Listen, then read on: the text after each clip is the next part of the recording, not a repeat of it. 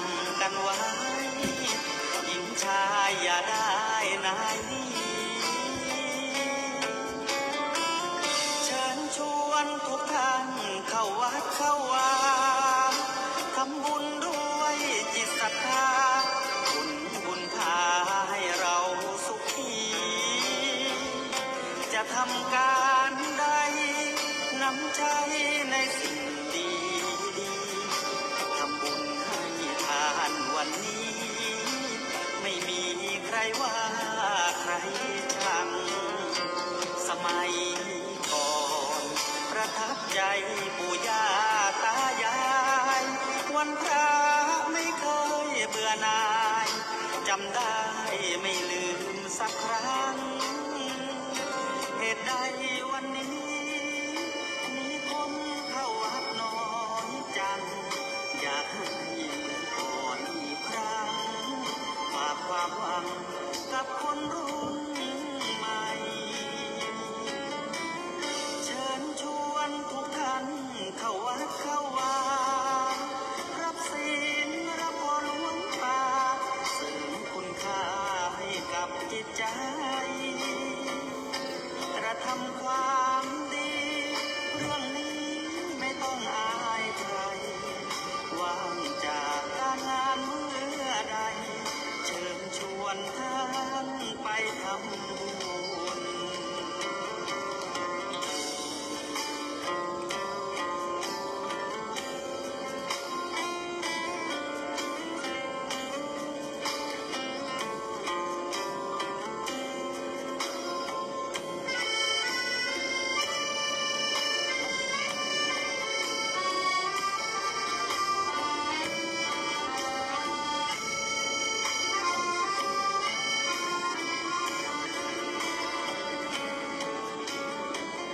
เชิญชวนทุกท่านเข้าวัดเข้าวารับศีลรับพรหลวงตาเสริมคุณค่า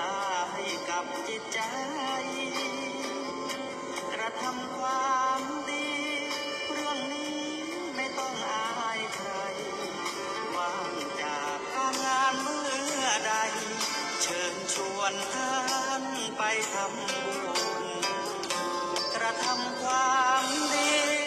เรื่องนี้ไม่ต้องอายใครฝากเพลงเชิญชวนหญิงชายอย่าอายเรื่องการทำบุญ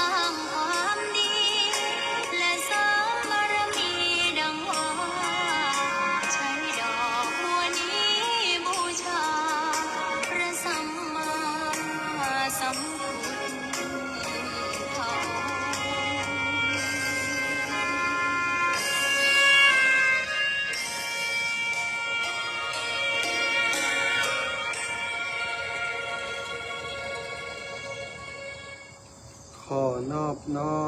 มต่อพระรัตนตรัยแก้วเจ้าสามประการ น้อมเอาคุณพระพุทธเจ้า คุณพระธรรมเจ้า คุณพระสังฆเจ้า คุณพระอรหันตเจ้าอริยสงฆ์เจ้าชูตนชูองค์ได้เมตตาแผ่บารมีมาเป็นนวโลกุตรธรรมปกเก่าเกษาปกโหมหักษาครูบาอาจารย์พระมหาเถระพระเถรานุเถระเพื่อนสหธรรมิกสหพรหมจารีทุกกรุทุกองค์ปกโหมหักษาศรัทธาสาธุชนคนดีเท่าแก่พ่ออีแม่ทั้งหลายทุกท่านทุกคนที่ติดตามรับฟังรายการสารธรรมยามค่ำทางสถานีวิทยุเพื่อการศึกษาวิทยาลัยสงฆ์นครลำปาง 106.50 เมกะเฮิรตซ์และสถานีวิทยุ 104.50 เมกะเฮิรตซ์สถานีวิทยุเพื่อการศึกษาศาสนาวัฒนธรรมวัดฝายหินโดยเมตตาของท่านอาจารย์พระครูสมุวิสุวัฒน์วรกิจโจ 106.50 เมกะเฮิรตซ์โดยการทำงานของทีมงานท่านดร.จิรศักดิ์ปันลำผู้อำนวยการสถานีดร.แอมพัชริยาฟองจันตาน้องนัทสถาพรสุธาคำน้องดิวอนุพงษ์ตาจินะร่วมการดูแลสถานีของเฮาเนาะคือสถาญาติโยมได้ติดตามรับฟังรายการได้อย่างต่อเนื่องทุกวันบางครั้งบางวันอาจจะมีปัญหาอุปสรรคของสถานีหยุดไปเนื่องจากระบบของเทคนิคมีปัญหาเครื่องดับไปคอมดับไปนะแต่ว่าก็ประเมินนะวันสองวันบางที่บางแห่งลุเสียเป็นเวลาเป็นเดือนก็มีนะสถาของเขาก็ดีว่ามีคนช่วยกันดูแลพอกอยเนาะพบปะกันวันนี้สถาอีปอยแม่ตั้งหลายวันที่13วันอังคารที่13เดือนพฤษภาคม2568นะวันนี้มาพบปะกันกับอาตมาภาพพระมหาสมชาติชาตะปัญโยวัดบรรพตสถิตวันนี้ได้เดินทางกลับมาเดินธุดงค์ต่อแล้วกลับไปสนองงานไปช่วยงานครูบาอาจารย์ที่วัดบรรพตอยู่2 วัน2 คืนเนาะ1 วันกับ2 คืน คืนตะวานี่กลับมาบ่ได้เนื่องจากว่าบาดเจ็บนะไปรักษาตัวไปให้คุณหมอนะหมอกายภาพหมอแพทย์แผนไทยนะที่ดูแลเรื่องการนวดได้ตรวจสอบได้นวดได้เช็คดูว่าสรุปแล้วมันเป็นอะไรยังกันแน่เพิ่นก็ได้นวดคือไม้แควนมาละสถาญาติโยมแต่ว่าก็ยังบ่หายเตื้อเพราะว่าคงจะต้องอาศัยเวลาสักเล็กน้อยเนาะเพราะมันเป็นแล้วมันเจ็บแล้ว หมอบอกว่ากล้ามเนื้อมันเครียด วันใดพักลงไปมันเครียดมันก็เลยแสดงอาการขึ้นมาเนาะก็จากคืนนี้ก็เลยจำเป็นจะต้องพักอยู่ที่วัดบรรพตสถิตอีก1 คืนนะแล้วก็ได้เดินทางเจ้านี้ก็ได้เดินทางมาในพื้นที่ที่ได้มาถึงเมื่อวันก่อนเนาะก็คือในพื้นที่ของจังหวัดลำพูนก็ได้เดินต่างจาก สถานที่ที่ไปถึงวันก่อนปักหมุดไว้ก็ได้เดินทางจากพื้นที่แถวตำบลเมืองจีนะมาทางตำบลทากาดเอกเนาะบ้านทากาดตำบลทาอย่างทาขุมเงินทาขุมคำฮะ ตำบลทาขุมเงินเนาะลังแม่นทาขุมเงินกะบ้านทาดอยคลั่งวันนี้ก็เลยได้มาพักอยู่ที่สุสานประจ้าบ้านทาดอยคลั่งก็เดินได้ประมาณ45 กิโลสถาวันนี้เนาะก็พอประมาณบ่ได้เดินหักโหมอย่างนักเนื่องจากว่าอาการบาดเจ็บตีไหล่นะก็ยังตึงยังปวดยังมีปัญหาอยู่แม้กระทั่งจัดรายการอยู่ในขณะนี้ก็ยังปวดยังตึงบ่ค่อยสุขเท่าใดสตาก็ว่ากันไปเนาะสุขภาพเจ็บเป็นขึ้นมาแล้วมันบ่หายทีเดียวหรอกสตาก็ต้องค่อยๆเยียวยาดูแลไป ช่วงนี้ซ้ำบ่ได้พักเพิ่นเนาะก็ยังต้องสบายสัมภาระต่างๆเดินอยู่ก็คงจะใช้เวลาแหมสักช่วงหนึ่งคงจะดีขึ้นนี้ก็เดียวถ้าอาการมันบ่ดีขึ้นอย่างใดหลังจากเสร็จวันที่15หลังจากงานท่านไปร่วมงานศพของท่านอาจารย์พระมหาวิษณุจารุธรรมโมแล้วก็อาจจะไปพักรักษาตัวที่ทางพระธาตุจอมพอเนาะที่ไปร่วมงานไปช่วยงานหลวงปู่ด้วยแล้วก็อาจจะไปลวดพักผ่อนที่ปุ่นคือมันดีขึ้น ถ้าว่าดีขึ้นก็คงติจะเดินที่ลำปางก็คงจะลำบากอยู่สักทักเอาละพบปะกันวันนี้นะขอบคุณทุกคนทุกท่านติดตามรับฟังรายการเป็นกำลังใจให้กับอาตมาภาพวันก่อนไปช่วยครูบาอาจารย์ที่วัดบรรพตบ่ได้แจ้งไผนักเนาะเปิดนันย้ายพระแล้วก็ได้ทำพิธีอัญเชิญพระพุทธรูปพระประธานไปประจำในศาลา2 จุดสถานย้ายจากศาลาที่เป็นศาลาเก่าและเนาะไปไว้ศาลาแห่งใหม่จุดที่ประดิษฐานแห่งใหม่เป็นที่เรียบร้อยโบราณมวลก็มีศรัทธาเพิ่นไปช่วยหลายคนฟังจากรายการแล้วก็ไปกันก็ต้องขอบคุณเนอะตลอดถึงโรงทานที่เอาโรงทานก๋วยเตี๋ยวและขนมจีนเนาะเอาเจ้าภาพรักก็พระมหาสมชาติชาตะปัญโยนั่นก็น้องๆลูกหลานก็ร่วมกันถึงขนมจีนและถึงก๋วยเตี๋ยวเอาไปร่วมออกโครงการวันนั้นนะเป็นงานเล็กๆแต่ว่าถ้าบ่เอาไปก็กว่าเปิ้นบ่มีอะไรอย่างกินเนาะเอาละพบปะกันแล้วก็จะปาศรัทธาไว้พระสวดมนต์แล้วก็จะได้นำสารธรรมมาสนทนาอุจากันต่อไปสำหรับวันนี้ พร้อมแล้วกราบพระพร้อมกันเนอะกราบ1พุทโธเมนาโถกราบ2ธัมโมเมนาโถกราบ3สังโฆเมนาโถอิมินาสการเรนะพุทธังอภิปูชยามิอิมินาสการเรนะธัมมังอภิปูชยามิอิมินาสการเรนะสังฆังอภิปูชยามิอระหังสัมมาสัมพุทโธภะคะวาพุทธังภะคะวันตังอภิวาเทมิกราสวาขาโตภะคะวะตาธัมโมธัมมังนะมัสสามิกราสุปฏิปันโนภะคะวะโตสาวกสังโฆสังฆังนะมามิกรานะโมตัสสะภะคะวะโตอะระหะโตสัมมาสัมพุทธัสสะนะโมตัสสะภะคะวะโตอะระหะโตสัมมาสัมพุทธัสสะนะโมตัสสะภะคะวะโตอะระหะโตสัมมาสัมพุทธัสสะพุทธังสารนังกัจฉามิ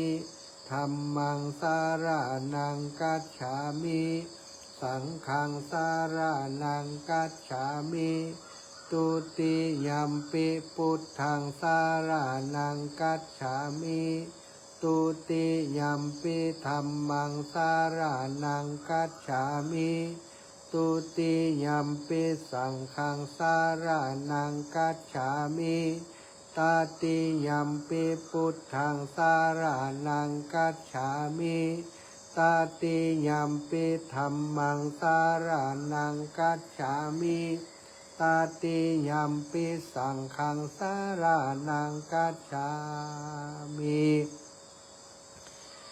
อิติปิโสภะคะวะอะระหังสัมมาสัมพุทโธวิชชาจารณะสัมปันโนสุขโตโลกาวิทูอนุตตโรปุริสธรรมะ สารทิสัทธาเทวมนุษย์สานังพุทโธภาคาวาติสาวาคาโตภากาวาตาธัมโมสันทิฏฐิโกอากาลิโกเอหิปัสสิโกโอปานายิโกปัจจตังเวทิตาโพวินโยหิติสุปฏิปันโนภากาวะโตสาวกสังโฆอุชุปฏิปันโนภากาวะโตสาวกสังโฆยายาปฏิปันโนภากาวะโตสาวกสังโฆสามิจิปฏิปันโนภากาวะโตสาวกสังโฆยะทิทางจัตตาริปุริสายุขานิอัตถปุริสาภุคลาเอสาภาคาวะโตสาวกสังโฆอาหุนายโย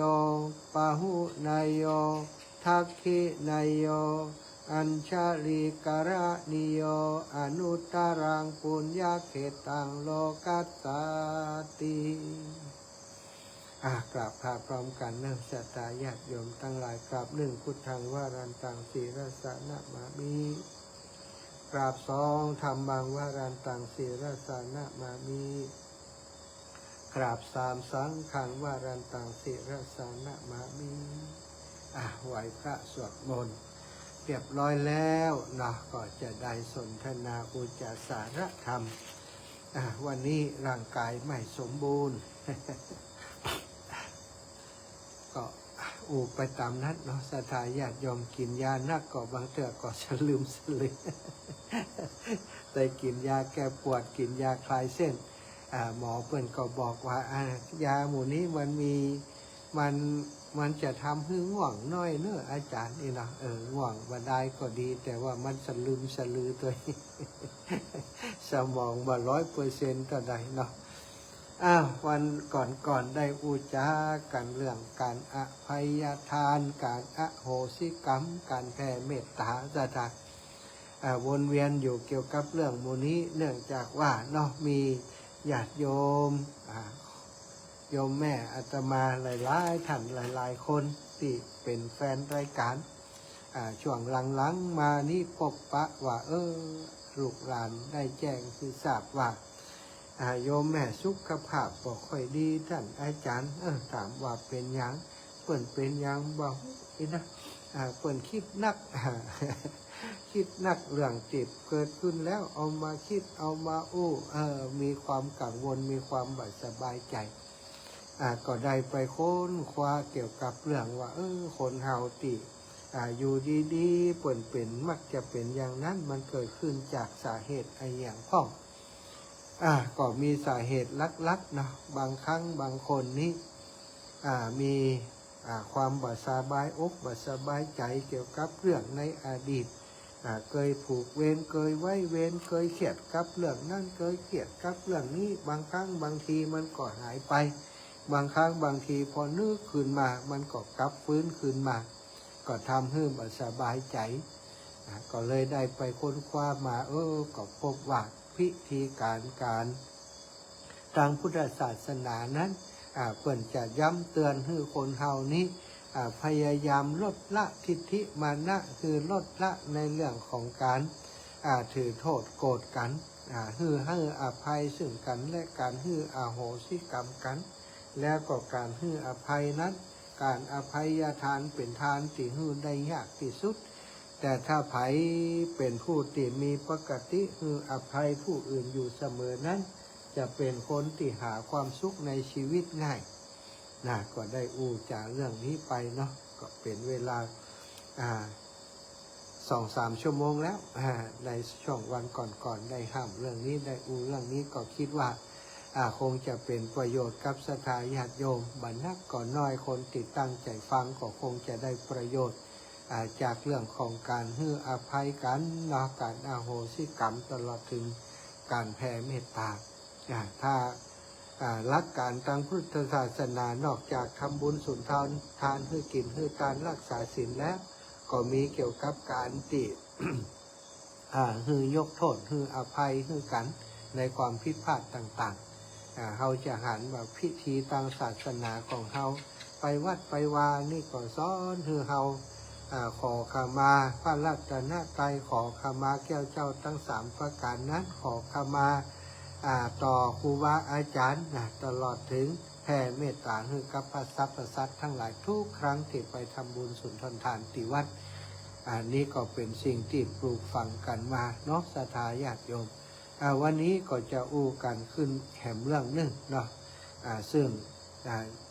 ตะวานี้เนาะได้ไปหาคุณหมอนะก็อู้กันไปอู้กันมาหมอเพิ่นบอกว่าอาการที่อาจจะมาเป็นนี่เกิดจากการที่กล้ามเนื้อมันเกร็งตัวมันบ่ได้พักผ่อน ตามหลักก็คือเวลาสปายของอย่างนักหรือว่าเวลาใจกล้ามเนื้อมัดกล้ามเนื้อนั้นติดต่อเนื่องกันเนี่ยจะต้องพักผ่อนพักแต่ว่าช่วงที่ผ่านมาที่อาตมาเดินธุดงค์นะเนาะก็มาสอบทานตัวเก่าพอก็เป็นจริงอย่างหมอว่าบางครั้งเดิน3 ชั่วโมงบ่พักเลยใช่ไหมเดิน3 ชั่วโมงบ่พักเลยก็ทำให้สัมภาระที่มันยองอยู่บนไหล่ยองอยู่บนบ่าเนาะมันก็ทับเส้นเอ็นติบนไหล่บนบ่าของเราเนี่ยถึง2 ข้างนี้โดยเฉพาะข้างขวาเนี่ยนะมักจะนักกว่าข้างซ้าย มันก็เลยเป็นเหตุบางครั้งนี่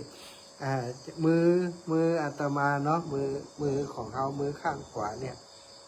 มันเหมือนกับบวมขึ้นมาใช่ไหมเพราะว่าเลือดมันไปเลี้ยงบดีเนื่องจากว่ามันโดนกดทับติไหลติบนนี่ก็ต้องคอยขยับสัมภาระเนี่ยคือมันเลือดมันเดินดีนะแต่มันก็ยังก็คิดว่ามันคงแบบเพียงพอสำหรับติจะให้เลือดมันเดินไปแบบสม่ำเสมอติดทั่วถึงเนาะมันก็เลยกลายเป็นอาการที่สะสมเรื้อรังมาทำให้กล้ามเนื้อในส่วนแขนข้างขวาไหล่ขวากล้ามเนื้อขวามีปัญหาสถามีปัญหาตะวานี่หมอเป็นนวดคือก็ไม่รู้สึกเบาคิดว่าวันนี้คงจะหายแซบแล้ว แต่วันนี้ก็ถือว่ามันยังเจ็บคอยมือแล้วก็ยังมีอาการปวดอยู่อาการปวดอยู่ยังเกร็งอยู่ก็เรียกว่ากล้ามเนื้อมันเครียดเนาะกล้ามเนื้อมันเครียด เจ้าตัวบ่เครียดแต่กล้ามเนื้อเครียดก็เลยว่าวันนี้ก็รวดในเรื่องของความเครียดไปเลยศรัทธาญาติโยมความเครียดนี่ก็เป็นโรคร้ายที่ทำลายมนุษย์ของเราความเครียดเป็นภัยมืดที่ซ่อนอยู่ตัวอยู่ใกล้เราความเครียดเป็นเหมือนกับโจรที่คอยปล้นความสุขของชีวิตมนุษย์ของเราทั้งหลายศรัทธาความเครียดเป็นตะกอนของชีวิตที่เราสะสมไว้ทีละนิดทีละหน่อยโดยบ่รู้ตัว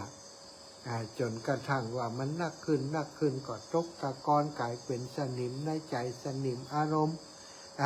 เป็นสนิมอารมณ์ที่คอยกัดก่อนทำลายความรู้สึกดีๆของชีวิตกว่าที่เราจะหู้ตัวก่อซ้ายเกินแก้ไปแล้วหลายคนหลายท่านศรัทธาอย่างอาตมานี่ ร่างกายเครียดก็เลยได้หู้ซักว่านี่ขำเปิ่นลำไฟแล้วนี่ใจมันสู้น่ะใจมันเป็นยังเดิน3 ชั่วโมงเป็นยังนักก็ขยับได้สู้ได้แต่ว่าการที่เฮาสู้อย่างอันนี้สถานอิริยาบถที่เฮาไปขำเขสุขภาพร่างกายนั่นเปิ่นก็ฮับมาได้เนาะพอฮับมาได้มันก็แสดงอาการออกมากลายเป็นเจ็บป่วยม่วยไข้ขึ้นมาอย่างที่เป็นอยู่ในขณะนี้ความเครียดนั้นเปรียบเสมือนว่าเหมือนไฟที่มันสุมขอนเหมือนกับเขาสุมไฟที่มันอุกอยู่ในเต่าขนาดจะสุมขอนอยู่มันอยู่ในกลุ่นฮ้อนกลุ่นอยู่ตั้งในความเครียดเกิดจากการเก็บสะสมของอารมณ์ร้ายๆต่างๆอารมณ์ฮ้อนที่เกิดขึ้นทีละนิดบางครั้งอาจจะบ่รู้สึกตัวความเครียดเกิดขึ้นได้กับทุกคนทุกเพศทุกวัยบ่ว่าเล็กเล็กหรือว่าผู้ใหญ่วัยสาววัยสูงอายุพระสงฆ์องค์สังฆเจ้าเศรษฐีมีห่างต่างๆข้าราชการสถานญาติโยมคนทำงาน ทุกคนมีโอกาสเจอความเครียดกันกูคนแต่ว่าภัยจะสามารถกำจัดความเครียดไปได้หรือว่าดูแลความเครียดเป็นนะก่อนแล้วแต่ว่าภัยมันจะมีประสบการณ์จะมีความรู้เท่าทันความเครียดได้มากน้อยแค่ไหนบางคนก็ต้องใจยานอนสถาเครียดถึงกับนอนบัลลับต้องอาศัยยาในการบรรเทาความเครียดมีหลายๆคนที่อาตมาภาพผู้จักบอกว่าต้องกินยาคลายเครียดทุกวันยานอนหลับทุกวันก่อนนอนบัลลับนั่นก็แสดงว่าเครียดนักเครียดสะสมนักหนาเกินแล้วเนาะท่านอาจารย์พุทธทาสว่าคนเฮานี่มันอายสัตว์ โดยเฉพาะไก่ท่านอาจารย์เปรียบเทียบได้ดีนะเปิ่นบอกว่าสัตว์ทั้งหลายแม้กระทั่งไก่เนี่ยบาหารมันเครียดวันมันก็หากินของมันไปเนี่ยมันก็หาอยู่หากินของมันไปถึงมันจะจนจะยังกันห้องก็มันก็เป็นเรื่องธรรมชาติแต่ไก่อย่างต่างๆนี่บ่มีว่ามันจะนอนบ่หลับคำมาก็ขึ้นก่อนชวักคืนก่อนก็รับนะไก่นะแต่คนเฮานี่ศรัทธาญาติโยมมันรับมานอนเป็นเรื่องถ้าเกิดความเครียดขึ้นแล้วก็บันรับมานอนอย่างที่บอกบางคนก็ต้อง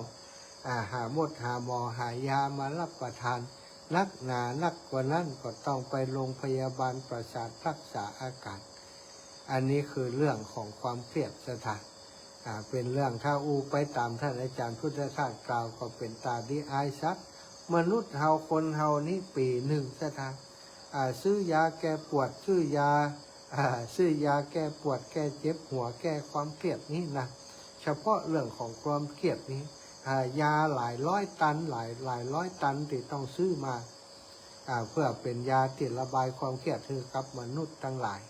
หลายร้อยตันหลายพันตันเป็นหลายลำรถ10 ล้ออิตนาสถาพี่น้องครับก็บ่เว้นไผ่อย่างที่บอกนะความเครียดมันบ่เว้นไผ่สาเหตุของความเครียดก็มีหลายอย่างเนาะชีวิตของคนเฮานั้นก็มีหลายอย่างที่ทำให้มันเกิดความเครียดแต่ความเครียดก็แก้ไขได้เหมือนกันจะทางไม่ใช่ว่ามันเกิดขึ้นแล้วแก้ไขมาได้ถ้าแก้ไขมาได้คนบนโลกใบนี้นะทุกคนมีความเครียดเหมือนกันทุกคนก็คงอยู่มาได้จะทางความเครียดนั้นแก้ไขได้บางคนมีนิสัยชอบเครียดเพราะเขาเริ่มต้นทักทายคนอื่นโดยการจับผิดเนี่ยคนอย่างนี้มักจะมีความเครียดนอกจากตนเองจะเครียดแล้วก็ยังทำให้คนอื่นที่หันหน้าแล้วก็เครียดตามไปด้วยก็มีคนบางคนเริ่มต้นชีวิตในบ้านโดยการกล่าวคำหยาบกล่าวคำโกหกพูดจาเสียงดังกับคนในบ้านกระทั่งคนในบ้านก็ไม่อยากฟังอยากจะออกไปนอกบ้านเครียดนะอันนี้ก็เป็นสาเหตุของความเครียดเหมือนกันบางคนเริ่มต้นโดยการคบเพื่อนใหม่โดยการนินทาว่าร้ายคนอื่นเริ่มต้นโดยมิตรภาพโดยการยกย่องตนเองให้เด่นกว่าคนอื่นนี่บางคนเป็นอย่างนี้คนบางคนเริ่มต้นชีวิตใหม่ในแต่ละวันด้วยอารมณ์ที่จับจ้องจับผิดคนอื่นชีวิตของเขาจึงเต็มไปด้วยความเครียดเต็มไปด้วยอารมณ์ที่เป็นขยะนะการเยียวยาความเครียดต้องกลับไปดูที่อารมณ์ของเขาก่อนอันเป็นอาหารของความคิดโรคภัยไข้เจ็บทางกายเกิดจากสิ่งที่เรากินเข้าไปสิ่งใดที่จะได้รับผลจากสิ่งใดก็เขากินสิ่งใดเข้าไปก่อนจะได้รับผลจากสิ่งนั้นกินสิ่งที่บ่ดีบ่มีประโยชน์ต่อร่างกายก็จะทำให้ร่างกายเป็นโรคเป็นภัยถ้ากินสิ่งที่ดีเข้าไปร่างกายก็แข็งแรงดื่มกินของมึนเมาเข้าไปก็เป็นโทษกับร่างกายก็มึนเมาและก็เกิดพิษเกิดโทษทันทีบางคนก็สะสมไว้ให้โทษภายหลังจิตใจของคนเฮาก็เช่นเดียวกันสถานอารมณ์ร้ายที่เฮาสะสมไว้ทีละนิดทีละน้อยจะทำให้เฮาเครียดได้ เพราะฉะนั้นจึงต้องหาสาเหตุว่าความเครียดเกิดจากอะไรอย่างและก็มีวิธีคลายเครียดได้อย่างไรพ่อชีวิตของทุกคนมันก็จะเจอปัญหาอย่างสิ่งเหล่านี้นะสถานความเครียดเพราะอารมณ์ของเรานะเกิดจากอะไรอย่างพ่อเปิ่นบอกว่าความเครียดนะเกิดจากอารมณ์ติดสุดโต่งอย่างหนึ่งคือเกิดจากอารมณ์ติดสุดโต่งอารมณ์ติดสุดโต่งเป็นอย่างไรสถานถ้าฮักก็ฮักนะฮักแบบสุดโต่งไปเลยถ้าจังก็เหมือนกันถ้าจังก็จังหลายจังแบบเกลียดแบบจริงจังสุดโต่งถ้าโลภอย่างใดก็โลภมากมายนะบ่ฮู้จักปล่อยบ่ฮู้จักวางใครได้นักใครได้นี้ใครได้เกินความโกรธก็เช่นเดียวกันเกลียดก็มากหลงก็มากอิจฉาริษยาก็มากนินทามากจำเป็นก็จะต้องปรับสมดุลของอารมณ์คือเมื่อฮู้ว่าไอ้อย่างที่มันมากเกินไปก็ต้องปรับซะอย่างคนที่ฮักมากเนี่ยฮักไอ้อย่างบอกว่าจะฮักไอ้อย่างศรัทธาญาติโยมแม้กระทั่งฮักที่เป็นความฮักของหนุ่มสาวความฮักของหนุ่มสาวบางคนฮักแบบว่าจะต้องเป็นของเฮาคนเดียวแม้กระทั่งว่ามีแฟนเนี่ยเปิ่นไปกับคนอื่นบ่ได้จะกับเปิ่นก็บ่ได้ไปเอวกับเปิ่นก็บ่ได้ไปไหนกับคนอื่นก็บ่ได้อันนี้ก็สุดท้ายถ้าเขาไปถ้าเขาจะต้องไปก็อย่างไปตัวเองก็จะต้องเครียดกลายเป็นคนที่มีความเครียดสะสมฮักนักฮักมากแบบว่าจนวิตกกังวลไปเลยอันนี้ก็เป็นสาเหตุของความเครียดการที่โลภอยากได้อะไรอย่างที่มากเกินไปก็เช่นเดียวกันบอกว่าจะทำอย่างสถานที่เป็นว่าโลภมากลาภหายนั่นก็คือลักษณะแบบนี้ได้แบบได้ต่ออีก็บอกพอจะเอานักกว่านี้แหมได้ต่ออีบอกพอจะเอานักกว่านี้แหมพอบ่ได้อย่างที่หวังก็เกิดความเครียดเกิดความบาดสบายใจเกิดความเครียดโทษโน่นโทษนี่โทษไปหมดโทษตัวเก่าโทษคนอื่นว่าทำให้เขาบ่ได้สมปรารถนาแม้กระทั่งอารมณ์ในเรื่องความของความงุดงิดของความโกรธต่างๆเจอไอ้อย่างน้อยก็งุดงิดเจอไอ้อย่างน้อยก็บ่พอใจสวึดสวัดต่างๆนี่ถ้าสะสมอารมณ์อย่างอีตลอดบ่ฮู้จักปล่อยวางในอารมณ์สุดท้ายก็จะกลายไปเป็นความเครียดเจอเรื่องเล็กๆน้อยๆก็โวกเวกโวยวายแสดงอาการโกรธขึงบ่พึงพอใจสุดท้ายก็กลายเป็นคนที่มักจะโกรธง่ายมักจะโกรธง่าย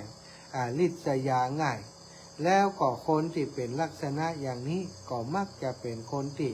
เก็บสิ่งที่บ่ดีเอามาสะสมในร่างกายติ๊กๆมองโลกก็มองโลกในแง่ลบชอบนินทาคนอื่นนี่สถามองโลกในแง่ลบหันคนอื่นบ่ดีหมดคนในหน่วยงานคนในองค์กรคนในบ้านในจองแม้กระทั่งคนที่เป็นพี่เป็นน้องกันบางคนนี่ก็ยังนินทาพี่นินทาน้องของตัวเก่าการด้วยกันมาแต่ก็พิษหัวกันเพราะไอ้อย่างสถาเพราะมีความริษยาเพราะมีความหันแก่ตัวทำให้คนเหล่านี้จึงมีแต่อารมณ์ที่บดีสถาเป็นเรื่องที่เขาจะต้องแก้ต้องไขหลายๆคนเกิดความเครียดแล้วบ่ฮู้จะปล่อยอย่างใดจะวางอย่างใดในเรื่องของความเครียดเครียดเพราะความคิดที่เป็นพิษก็มีเยอะสถาบางคนนี่คนอื่นไปอย่างฮื้อตัวแต่ตัวก็ไปคิดว่าคนนั่นคนนี้ว่าฮือเฮานินทาเฮาบางแต่เปิ้นกันเรื่องอื่นเปิ้นเหลียวมาใส่ตัวน้อยเดียวบ่ได้ มันถึงเฮามันว่าฮือเฮาลักษณะแบบนี้ก็มีคิดเอาเองคิดเอาเองคิดไปเองเป็นคนที่เปิ้นเรียกว่าเป็นคนที่วิตกกังวลถ้าเฮาเป็นคนอย่างนี้ศรัทธาญาติโยมฮือระมัดระวังต้องแก้ไขตัวเองฮือเร็วมองคนอื่นฮือมองในแง่ดีไม่มองในแง่ที่อาจจะทำให้เฮาบ่ต้องเป็นทุกข์ ถ้ามองในแง่ร้ายนะอย่างสมมุติว่าเปิ้นอู้กันอยู่ยืนอู้กันอยู่เนี่ยเปิ้นเร็วมาใจเฮาเปิ้นก็อู้อาจจะอู้เรื่องอื่นบ่ได้อู้เรื่องของเฮาซักหน่อยแต่เฮาไปคิดเอาเองว่าโอ้เปิ้นว่าเปิ้นอู้ถึงเฮาเปิ้นว่าฮือเฮาดีบ่ดีก็จะไปโวกเวกโวยวายไปว่ามึงพอหน้ากูอีหยังเพิ่งว่าไอ้หยังกูเนี่ยกลายเป็นเรื่องเป็นราวเนาะเขาจะต้องมองโลกในแง่ดีคนเขาเพิ่นก็มีสิทธิ์อู้กันเรื่องยังก็ได้กะจะไม่จำเป็นจะต้องอู้เรื่องของเขาและตัวเขาเองก็เช่นเดียวกันเขาก็ต้องบอกอู้ถึงเรื่องของคนอื่นแต่คนส่วนใหญ่เนาะเพิ่นบอกว่าโดยเฉพาะคนไทยเนี่ยถ้าโดยเฉพาะคนไทยเนี่ยถ้าอยู่กัน2 คนแล้วจะต้องมีการอู้ถึงบุคคลที่3จะอู้ถึงเรื่องอื่นจะอู้ถึงบุคคลที่3การอู้ถึงบุคคลที่3นั่นก็คือการนินทาการนินทาหรือว่าการอู้ถึงเนี่ยการอู้ถึงแต่ส่วนใหญ่มักจะอู้ในสิ่งที่บดีที่บดีของคนอื่นป้าเนี่ยนั่นของกอช่วงนี้นะบอกป้าพอมันไปทางใดโอ้ได้ข่าวว่ามันอย่างอันอย่างอีน มักจะเป็นอย่างนี้นะสถานข่าวดีๆมันค่อยเมียมักจะเป็นข่าวที่บดีตึงนั้นที่เอามาอู้กันแต่อู้ไปอู้มาสถานญาติโยมทั้งหลายสิ่งที่เขาอู้ไปนั้นกลายเป็นว่ามันเป็นขยะในจิตใจของเขามันทำให้เขานี่มองคนอื่นในแง่ลบมองคนอื่นในแง่ร้ายต่อมาเขาก็ไปคิดแถมละพอคนนั้นคนนี้เปิ่นอู้กันที่ยังตีว่านะก็คิดว่าเปิ่นอู้ถึงเขาเปิ่นว่าให้เขาเหมือนกับที่เขาว่าให้เขาสิ่งเหล่านี้ก็เลยกลายเป็นทำให้เขาสะสมความเครียดในจิตในใจของเขาโดยที่เขาบ่รู้ตัวความเครียดเพราะเรื่องของปากท้องก็มีศรัทธาญาติโยมบางคนนี่ก็มันก่อนหน้าเครียดเนาะจากหน้าบัดถึงหลังประกอบธุรกิจการงานต่างๆโดยเฉพาะช่วงนี้เศรษฐกิจอย่างทำมาค้าขายปลูกทำการเกษตรก็ได้เนาะไม่กระทั่งบางคนทำงานรับจ้างเนี่ยศรัทธาญาติโยมจะได้ตังค์อยู่แล้วเท่าแก่หนีไปเหี้ยนายจ้างหนีไปเหี้ยบ่ฮื้อสตังค์สกรรมเนี่ยมันบ่เครียดก็ต้องเครียดแล้วเนาะบ่มีจะกินลูกเต้าจะเอาอย่างมากินเครียดลูกจะไปโรงเรียนลบกะเทอมลบทำบางคนถึงกับว่าจะต้องขายข้าวของเดี๋ยวนี้ช่วงที่จะเปิดเทอมเนี่ยสถานดีบดีก็ซอยหายแล้วซอยคอแหวนครับไอ้อย่างต่างๆดีบดีต้องเอารถไปเข้าไฟแนนซ์เอารถไปจำนำถ้าจักหน้าบัดถึงหลังส่วนใหญ่ก็เป็นอย่างนั้นสถานมันก็พลอยกลายเป็นว่าทำให้คนเฮาที่เผชิญปัญหาอย่างอีกก็กลายเป็นมีความเครียดความเครียดมันเกิดจากปัญหาต่างๆหลายอย่างหลายประการดังกล่าวมานี้แล้วสถานฉะนั้นวิธีที่จะเอาชนะความเครียดเป็นบอกว่าทุกมันก็มีเหตุของการเกิด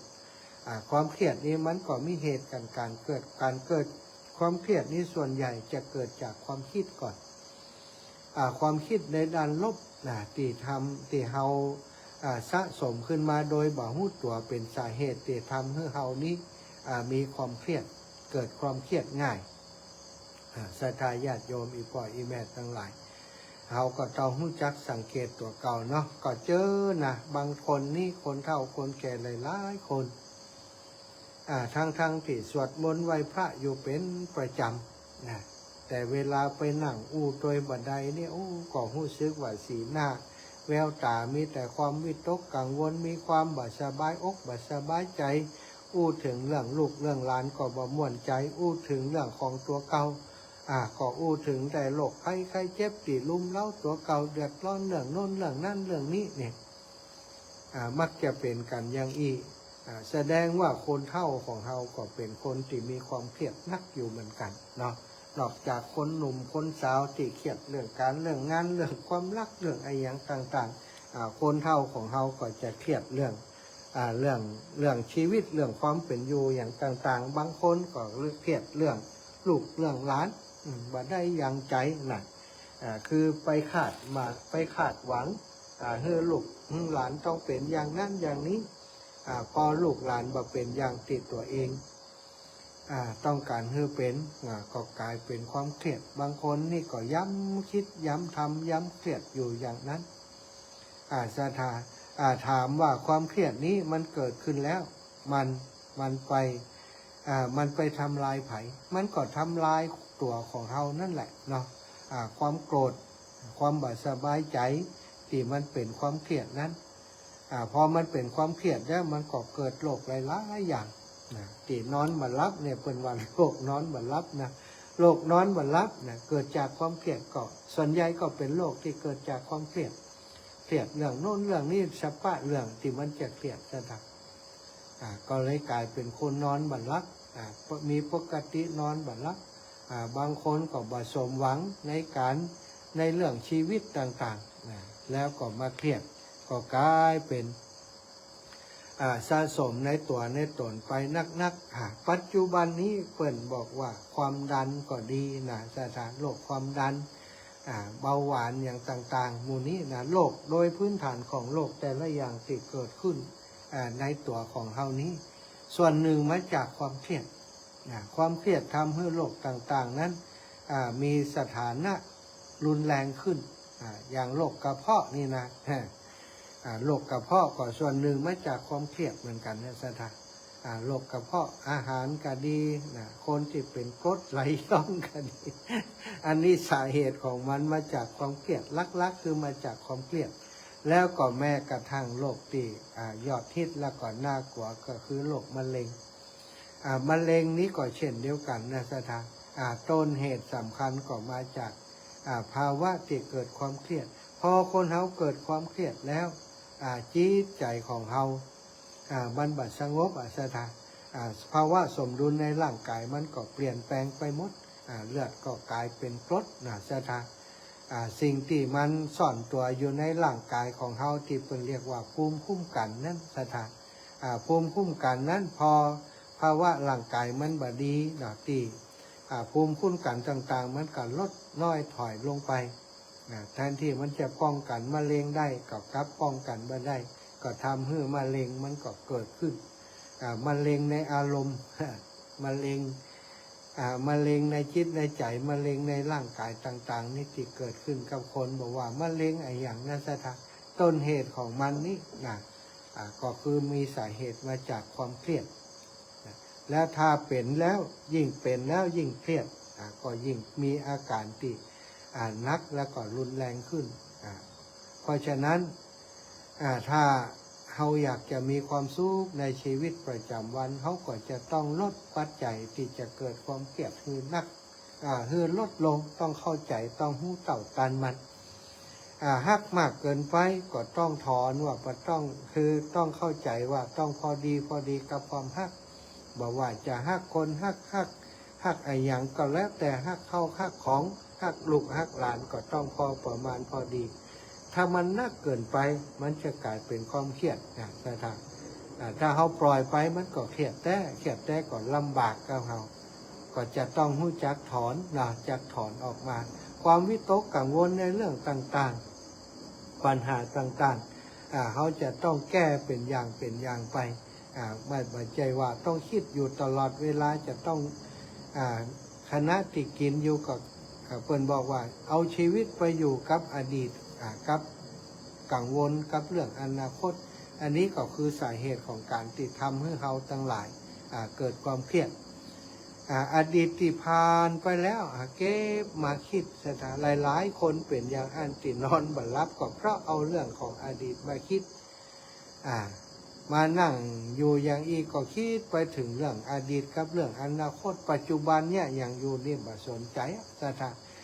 ส่งจิตส่งใจไปวิตกกังวลกับอนาคตที่ยังมาบ่ถึงและระลึกถึงอดีตที่ผ่านไปแล้วเอามาเสียดายก็เอามาเสียใจก็เอามาคิดแล้วคิดอีกก็กลายเป็นความเครียดของเขาเพราะฉะนั้นถ้าเขาเข้าใจ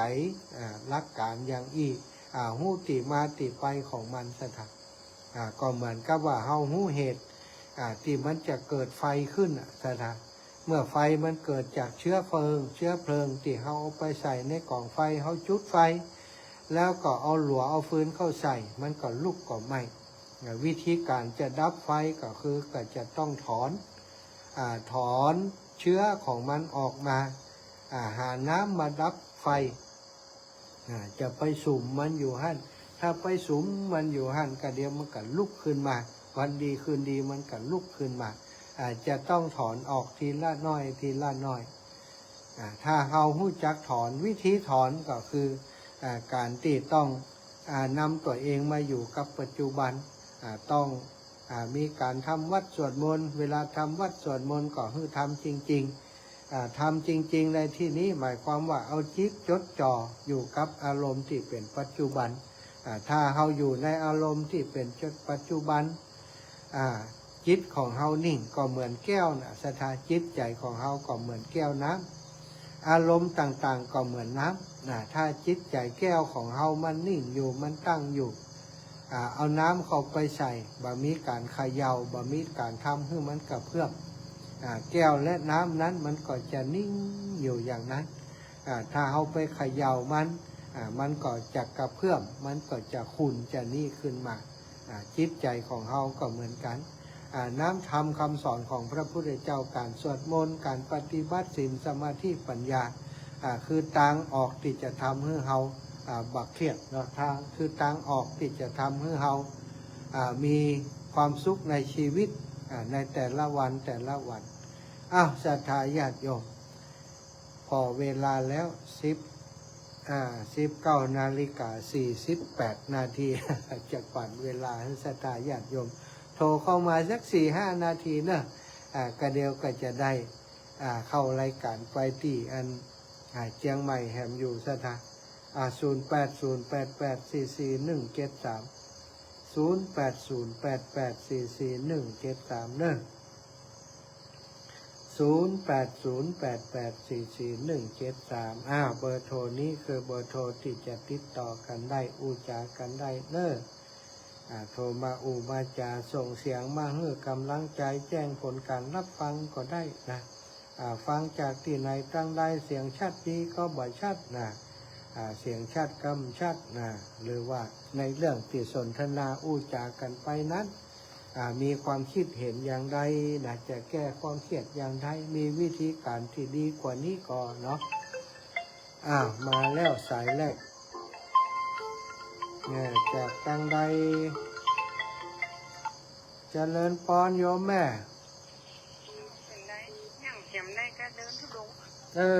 ก็วันผูกทดสอบแห่มกำถ้ามันไหวแต่กะวันฮือไปพุ่นแล้วก็ถ้าจะไปพักที่จอมพอป่ะไหมมันเจ็บกันยังนี่กะก็บังคับเขาด้วยใช่เป็นอย่างนั้นเจ้าใครจะได้เจ็บด้วยเขาเจ็บคนเดียวเจ้ากินยากระแคนเบาไปเจ้ามันไปซ้ำเป็นดิกอะอยากมีปุ่มกันนะยับเส้นย้ายนะคนจ่างเนี่ยฟ้าเป็นย้ายนะยกเจ้าย้ายอย่างไรย้ายโยงย้ายอย่างคนแปะคนไหนคนเมาเนี่ยเอาผัวอยู่เนี่ยมันถึงมาเก่าเด็กอ๋อเหรอคนแก่แล้วนะมึงน้อยเนี่ย80 ฝ่ายเนี่ยคนอยากดีคนจับเส้นอ๋อเหรอก่อนเปิดนั้นถ้าแปะนี่อยู่ตั้งอันแถวอันมุมก็วัดกันบ้านมันอยู่ไหนมั่วมาอยู่อำเภอ2จ้าจากวันผูกกันจะไปเมืองจี้เดี๋ยวพอกันถ้าทั้งปุ่นมีก็จะให้เขาเช็คความเป็นเส้นอะไหมเป็นเส้นเป็นเส้นนะคนที่คนจับเส้นอย่างนะจะจับเส้นเอาค่ะจะสาธุนะแม่นะสาธุเจริญพรแม่บัวลอยสายเขียวสาธุเจ้าแม่ถ้าย่ำหายเถอะล่ะยังแม่ก็สัญญาอยู่เจ้าแม่ยาท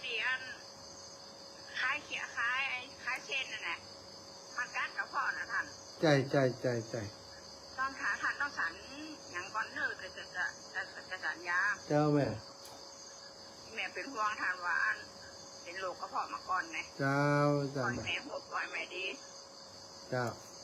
เริ่มจะทันอยู่ไหนเนี่ย อยู่อันที่อันปัจจ้าบ้านเนี่ยก็แม่บ้านท้าด้อยข้าง ฮะ บ้านท้าด้อยข้างตำบลท้าขมเงินแม่ โอ้ปวดกากระปุ้นมั้งกะ เจ้าแม่ โอ้กะ เจ้า โอ้กะ เจ้า ใกล้อยู่ใกล้ๆหมอหน่อยนะ เจ้าแม่เจ้าแต่ตุ้นนั่นแม่เนอะ เจ้า แต่ตุ้น เร็วๆเนี่ยทันเด้อ เจ้าแม่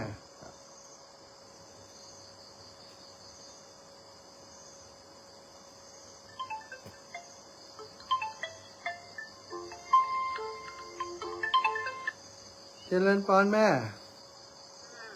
จ้ะครับลำปางเห็นเลยมันเหมือนสบายอ่ะ เจ้าแม่ ถ้านี่ก็เดี๋ยวพอวันผูกแห่มวันก่อน ถ้ามันไหวก็จะกลับละ กับลำปางดีที่สุดอ่ะ เจ้า สวยไว้เลย เจ้าจัดตุ้นนะแม่นะ เจ้าเรียนเรื่องมีอย่างอ่ะ เจ้าแม่ ห่วง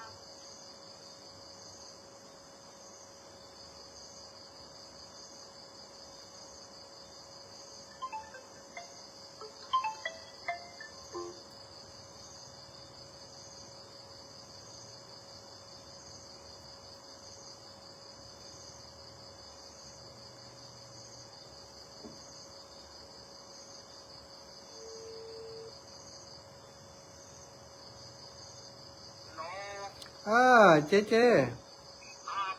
วันนี้จัดรายการมาได้แมงนักขนาดใช่จะจัดมันจัดได้เหมือนนี้พอแมงมักกวนที่อาจารย์อยู่นี่ขนาดเปิดไฟแล้วมันเข้ามาอยู่มีอันเล่นลักจัดนั้นน่ะบอกว่าอาจารย์อยู่อาจารย์นั้นมันแมงกวนนักขนาดนี้นะแมงหมดแมง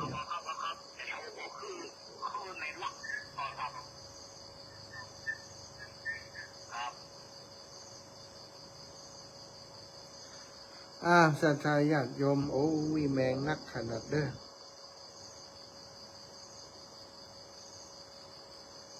ว่าจะจัดรายการไปเชียงใหม่จัดมาได้แล้วศรัทธาญาติโยมแมงกวนขนาดนักเด้อแมงกวนขนาดนัก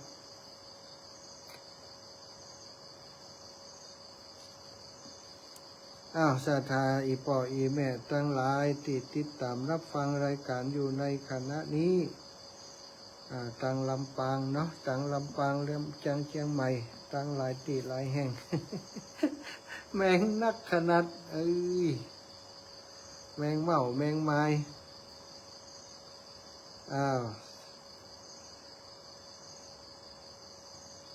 แมงเม่าแมงไม้เยอะเกินไปมันเต็มเลยเนี่ยศรัทธาญาติโยมตอนนี้ก็คงจะพักไว้แต่อีก่อนเนาะพอแมงมันกวนขนาดนั้น